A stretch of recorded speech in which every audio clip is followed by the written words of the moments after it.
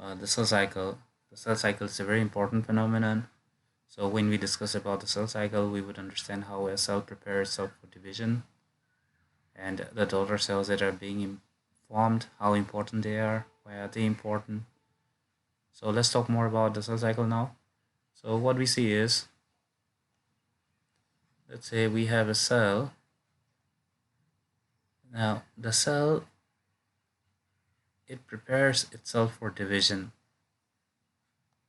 So when it prepares itself for division, it has to increase in size. And when it is ready for division, it will divide. It will divide to form two daughter cells. So this process of division, we call it as the mitotic phase, or simply we call it as M phase. And the cell, the preparation that the cell is doing, this phase, this would be called as the interphase. Inter basically means the interval between the cell division.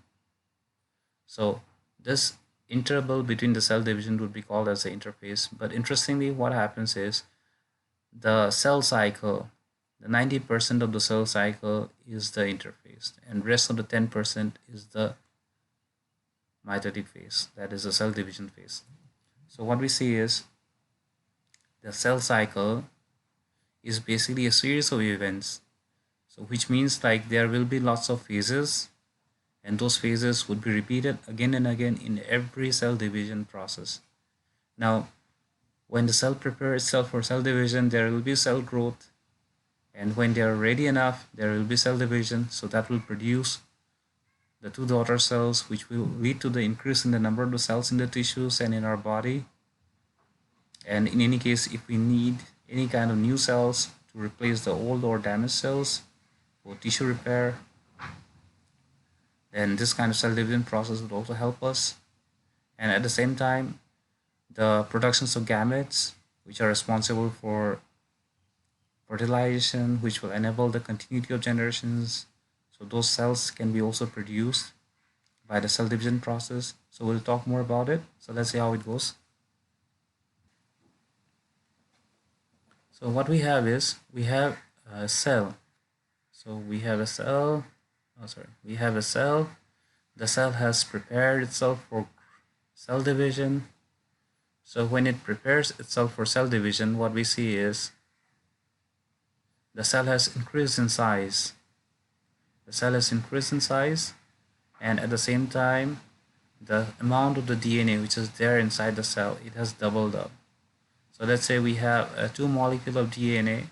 So after the interphase, when the cell is ready for division, it will have 4 DNA molecules.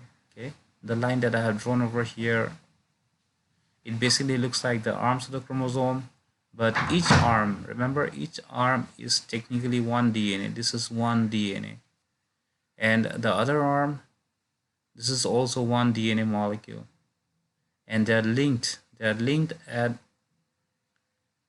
centromere. Okay, centromere is also known as primary constriction. So now what happens is, in the cell division process, when the cell divides to produce two daughter cells, when the cell divides to produce two daughter cells, the DNA which were linked, the DNA which were linked at the centromere position, they will get separated. So if we have, let's say we have got 4 DNA molecule, so we will have 2 DNA each. So which means if we have 4 copies of the DNA, that is 4n, we'll have 2 copies of the DNA in each of the daughter cells. Now, in the earlier times, we would looked into the DNA as chromosome.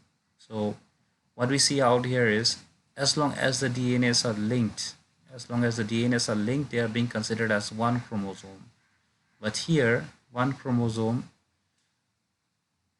is being represented by the 2 DNAs. As long as the DNAs are linked, they would be called as one chromosome, or they would be considered as one chromosome. So let's say, for example, here we have got 2 DNAs which are separate, so they would be considered as individual chromosomes. So in a way, it would be twice n chromosome. So for the other daughter cells as well, we have twice n chromosomes, which means the diploid mother cell. The diploid mother cell has ended up producing two diploid daughter cells. Okay, I hope it's clear. Now let's see what exactly happens in the interphase. In the interphase, what happens is we have, since it's a very lengthy process or lengthy stage, we can say, so what we can do is we can divide it into certain phases. So this was our M phase, and this is our interphase. This is our interphase that we have here. So since this is very long, we can divide it into three basic phases. So let's say the first one is the G1 phase. G generally means gap, or it also means growth. So in some book you'll get to see it as a gap, first gap phase, or you'll see it as first growth phase. Both of them are correct. So in the first growth phase and in the second growth phase that we see over here just before the mitotic division, so what we have is in between the first and the second growth phase we have the S phase. We have the S phase over here. So what exactly happens in the S phase? So what happens in the S phase is we have, let's say, a DNA molecule. A DNA molecule in the S phase. We have got a DNA molecule. This DNA molecule, they would replicate. They would replicate and they would double their numbers. So in the G1 phase and in the G2 phase, so what we see over here in the G1 phase is that for the DNA replications, various enzymes are involved. So all those enzymes which are required for the cell DNA replications that would be formed in the G1 phase, that is the enzymes for DNA replications, they would be prepared in this phase. They would be prepared in this phase. And in the S phase, S means the synthesis. So here we are talking about DNA, so it would be representing the DNA synthesis. By DNA synthesis, we mean DNA replication. So in the S phase, the DNA replication occurs. So what happens in the DNA replications? We are going to increase the number of the DNA molecule. So in the second growth phase, which is after the S phase, in the second growth phase, what happens is the cell readies itself for cell division process. As we can see over here, when the cell will be dividing to form the two daughter cells, it will require some additional proteins like the spindle fibers and various other protein molecules and other chemicals. So all of those would be synthesized in the second growth phase. So what happens in the second growth phase? The proteins and other biomolecules that would be needed for the mitotic phase would be synthesized in the second growth phase. Okay, so we have the G1 phase that is required for the, or that is being used for the DNA, for preparing the enzymes which would be directly required for DNA replication process, and the S phase, which means the DNA synthesis phase where the amount of DNA doubles up, and the second growth phase where the proteins and other biomolecules are being prepared so that the cell can be ready for cell division process. So now let's talk about the mitotic phase. So we have the M phase. So this M phase, it can be further divided into two parts. The M phase, it can be divided into the mitotic phase and cytokinesis. Cytokinesis means, kinesis means the division, and here cyto means the cytoplasm. So cytokinesis would mean division of cytoplasm. Now the mitotic phase or the mitosis, or we simply call it as mitosis. This mitosis, it can be divided into the following four phases, that is the prophase, metaphase, anaphase, and telophase. If we have to remember them in a proper sequence, we can try this trick like this PMAT. P means prophase, metaphase, anaphase, telophase. So like this, we can easily remember the sequence of mitosis. So the mitosis is nothing but a simple division process where a diploid mother cell with 4N DNA molecule will produce two daughter cells with twice N DNA molecule. So technically both of them are diploid. So we have 4N DNA, which means there is twice N chromosome. We are calling it as, this is two DNA molecule, but since they are still linked with each other, so we would call them as one chromosome. So technically that way we have got two chromosomes. So if we have two set of chromosomes, then we'll call it as twice N chromosome. So we have like that in the daughter cells, we have got twice N DNA, but since they are all individually separated, so we can call it as twice N chromosome as well for each of the daughter cells. So this is how the cell division occurs.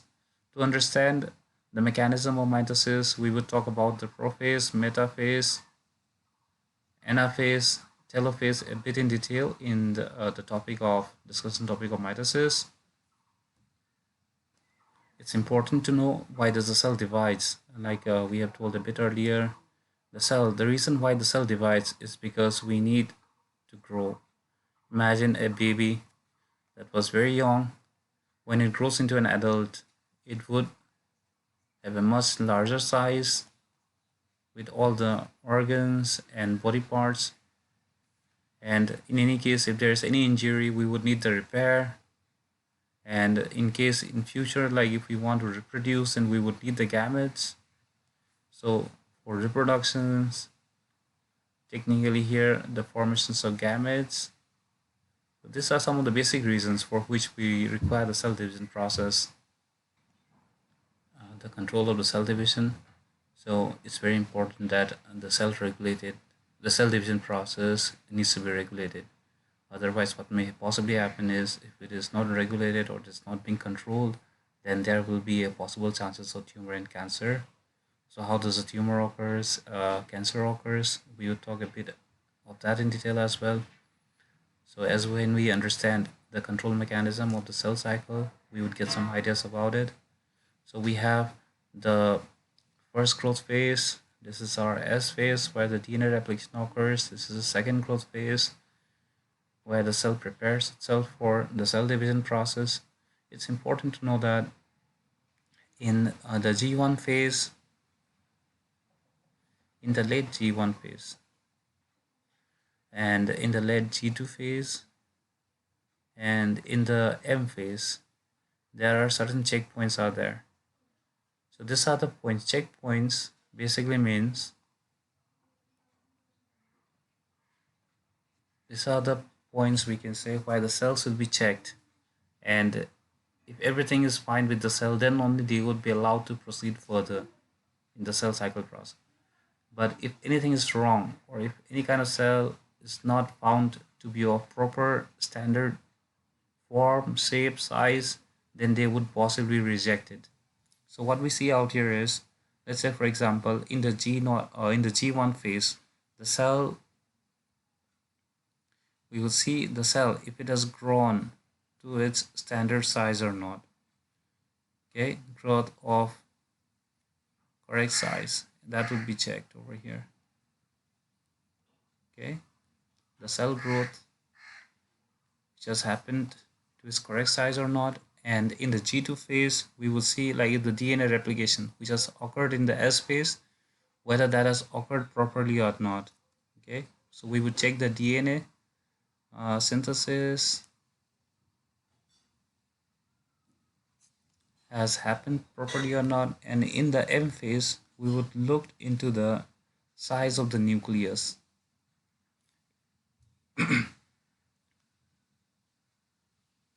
We would look into the size of the nucleus. So these are the some of the basic things that would be checked in each of the phase. So in the G1 phase, we would look for the growth of the cell size, whether they are of the standard size or not. And in the G2 phase, the DNA replications, whether it has happened properly or not. And in the M phase, the nucleus, which will undergo the division process, that nucleus, whether they are of standard size or not. So all this will be checked, and if everything is fine, then they can only bypass this particular stages. So there's another important thing that we need to also understand is that the cell division is not required all the time. The cell division will be required only at certain points. So in any case, if the cell division is not required, then the cell will undergo a dormant phase or a static phase.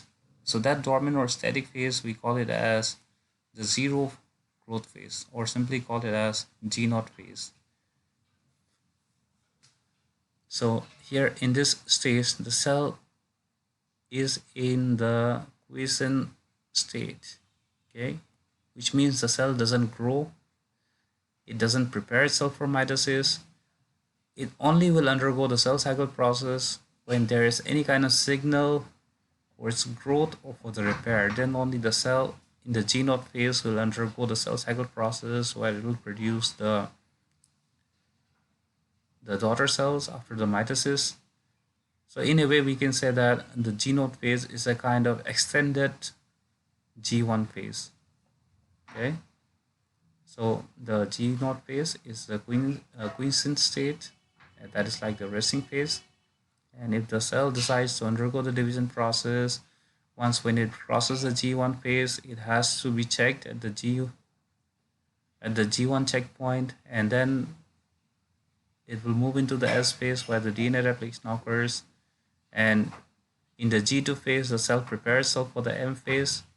But in the G2 phase also there is a checkpoint. So there, like whether we'll see if the DNA replication was proper or not. And in the M phase, that is a mitotic cell division process. We will also see in between if the size of the nucleus has been proper or not. So this is all that we can talk about the cell cycle for now. So let's have a very quick recap of what we have learned so far. So what we see is a cell that will prepare itself for cell division. So when it prepares itself for cell division, we'll call it as interphase. So this is the interval between the cell division. This is very long. It takes up 90% of the cell cycle process. The cell, when it prepares itself for cell division, it will produce two daughter cells. The daughter cells will have two copies of the chromosomes. Technically, they also have two copies of the DNAs each. But if we look into the mother cell, what we have is we have got 4 copies of the DNA, and we have got 2 copies of the chromosomes. So this interphase, since it is very long, we can divide it into the G1 phase, the S phase, and we can divide this into the G2 phase. Here we see in the G1 phase there's a checkpoint. Here we look for the proper growth of the cell. If the cell growth is normal, then it will move into the S phase. In the S phase, the DNA replication occurs. So one DNA molecule is being replicated to produce 2 DNA molecules, and they're still linked with each other. In the G2 phase, the cell prepares itself for the mitotic division. That is the M phase. So in the G2 phase also we'll have a checkpoint where the DNA synthesis will be checked. And in the M phase, we'll have the mitotic stage, or we have the mitosis, and we have the cytokinesis, which means the division of cytoplasm. So this is all we can talk about the cell cycle for now. So in the next lectures, we will talk about the mitosis, the meiosis, and their significance. And we would also know a bit more about the differences between the mitosis and meiosis as well.